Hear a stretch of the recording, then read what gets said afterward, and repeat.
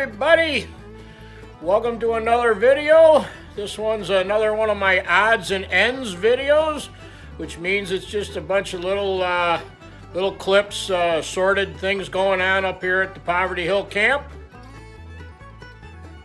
Seems like just the other day I was getting the water going up here at camp, turning on the water for summer, and now although it doesn't seem like it, it's time of the year to shut the water down, to drain all the pipes. We've got freeze warnings the next several nights. It's going to be below freezing, and any exposed pipes may crack and burst. So today I'm going to drain all the water and kind of say goodbye to summer.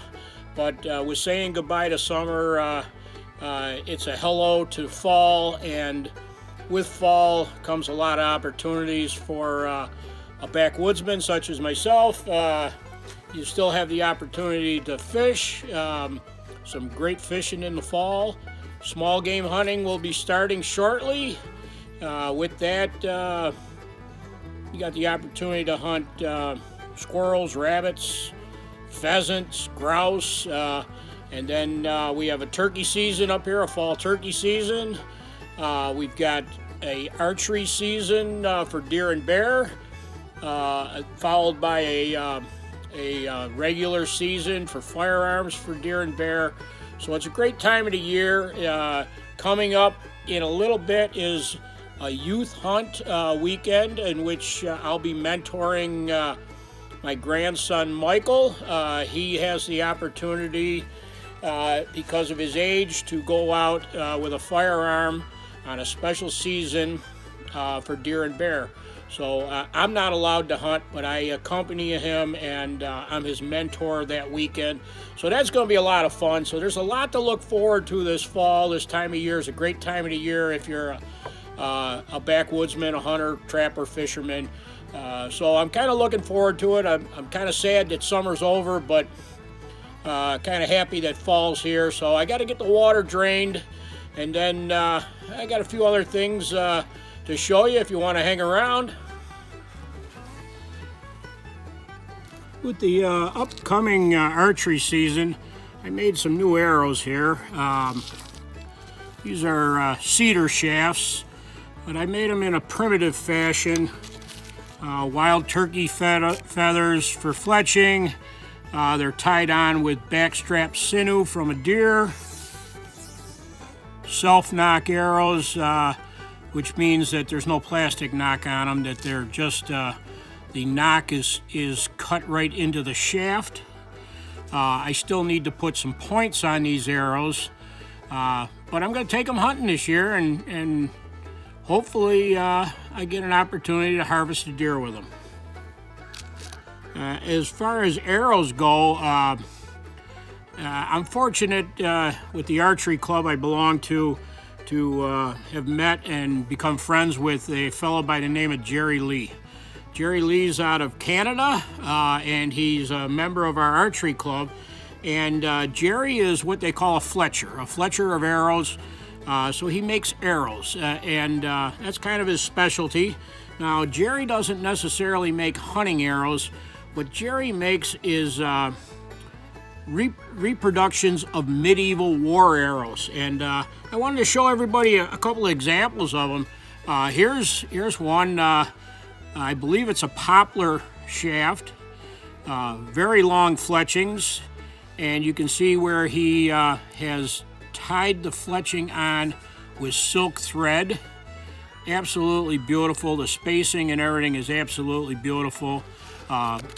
Like my arrows, he also has self knocks on them, which the knock is cut right into the arrow shaft. But he has reinforced his not only with the silk wrapping, but also with a piece of wood in here, inserted in there. Now, his arrows are not for hunting game here, but they are reproduction medieval war arrows, and I just wanted to show them to everybody. Now, the point on this particular arrow was made by blacksmith out of Michigan by the name of Carl. And Carl is quite a talented guy. You can see by this work, it's all hand forged. Very, very, very nice work. Now, Carl, not only is he a blacksmith, but he also is a flint knapper. And he napped me this point here, this arrow point. Within a few minutes, he napped this from a stone that he picked up while we were camping one time. And I just wanted to show it to everybody. Again, Carl is quite the craftsman, and I'm very proud to have an example of Jerry's work hanging on my wall. Here's another one of Jerry's arrows, a little different color combination, but as you can see here, it's just absolutely top-notch craftsman. Thank you, Jerry. Thank you for your friendship, and thank you for your inspiration as a fletcher of arrows. Here's the new ground blind I just put up. I got to do a little bit of trimming of a couple of branches, but this will be one of this year's hunting blinds. Michael and I are hopefully going to take a deer out of this blind this year on the youth hunt. It went up relatively easy. It's not a real expensive blind. It has some zip-down windows on it, and just enough room for the two of us in it. Put the blind up several weeks before the start of the youth hunt, so that any deer in the area hopefully will get accustomed to it and it won't alarm them. This is looking out one of the windows. If Michael does get a shot, it's going to be a close shot, so hopefully that'll add a little bit to the excitement of the hunt. This doe didn't seem to mind the new blind. The mini food plots that I put in earlier this summer seem to be doing pretty good. They're nice and green and lush.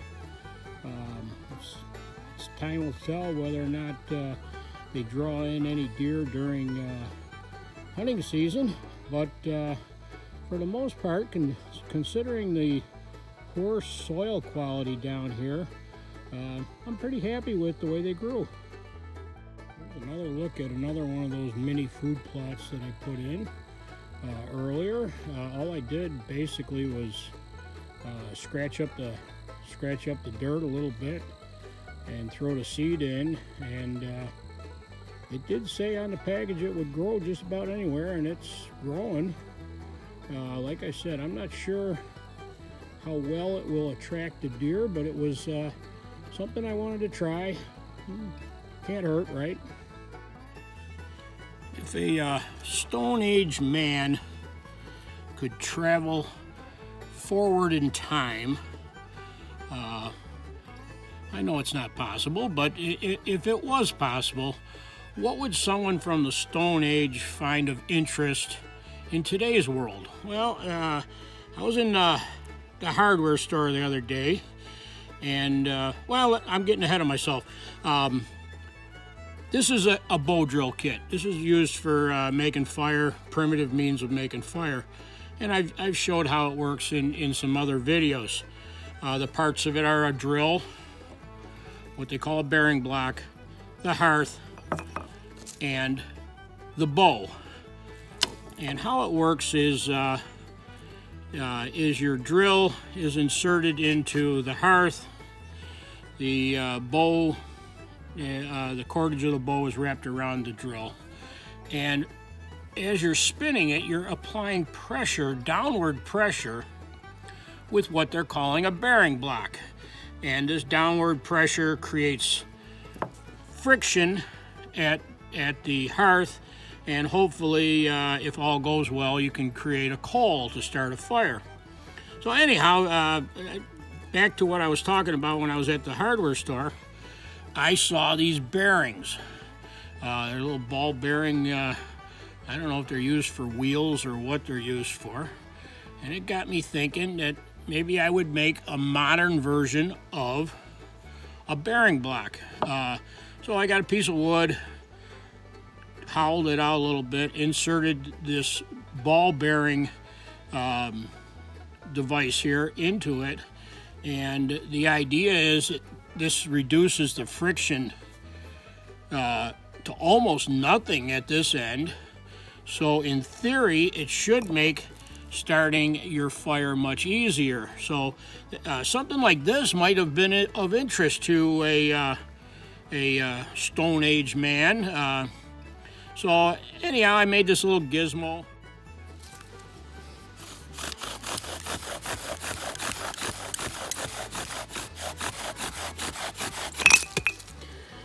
Wow, that's no good. This is the wren house that I put up earlier in the spring, and the wrens are done nesting, so I'm going to clean it out and see what's inside it here.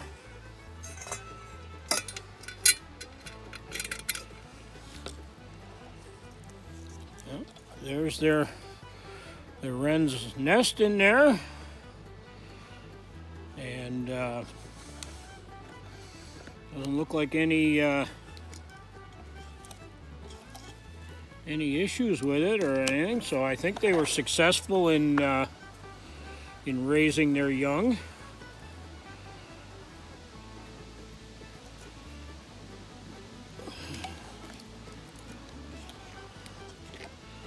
So clean it out and maybe patch this back up a little bit here, and maybe we'll get another year out of it.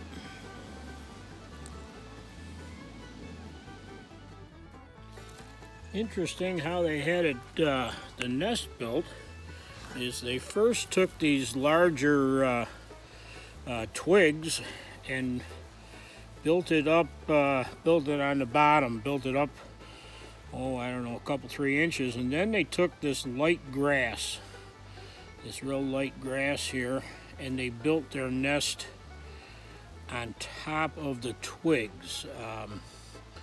So anyhow, it's kind of neat that they used it this year, and I'm happy that it looks like a successful hatch.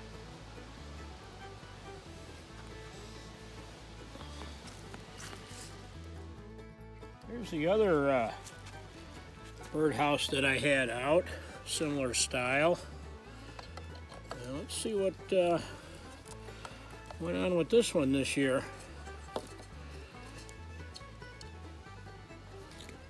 These hollowed out logs, and then I use these old pots and pan lids for roofs. I've had a lot of luck with these in the past few years. This one is constructed a little differently. This one had what looks like little bits and pieces of moss on the first layer, and then like the other one, they built it up some with some of these smaller twigs, and then here is the nest that was on top of all that. So looks like both of them we had a successful hatch, it looks like. I'm glad you were able to stop by for a few minutes. Take care, and as always, thanks for watching.